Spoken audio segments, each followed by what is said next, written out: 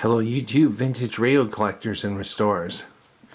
So I got the chassis in the refinished cabinet. Great looking dial. I was able to save the Addison script, which seems to be painted on it. It's not a decal, the original. I'm just going to turn this on, let it warm a bit. I was able to reuse the grill cloth by reversing it. So you get the dirty, kind of tired parts on the inside. So you have the original type of grill cloth. This has some kind of very thin lacquer or shellac. It had the original finish, it hadn't been redone. So I was able to use the heat gun. It basically fell off the finish that was on it. Sanded it down. Ottawa raises the beer tax April 1st. Come on, Ottawa. Everything's too expensive already, eh? Yeah, give us a break before we go broke. Bob and Doug, right?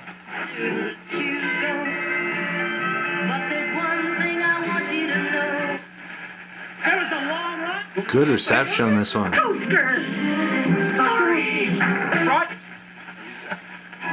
Our number is 416-487. Not much at this end of the dial. This has as good a reception with a 5-tube series chassis as some 6-tube ones. It just has good reception. They're all fresh, new old stock tubes.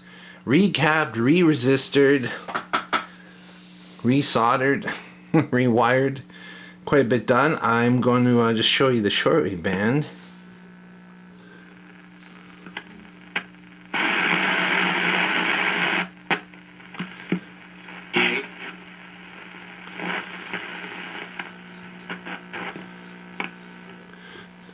Shortwave is not that great anymore. Today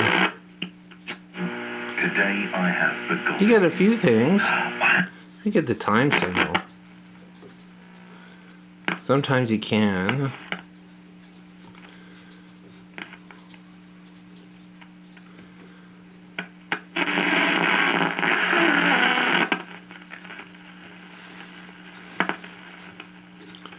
Sometimes you get things around 6 here.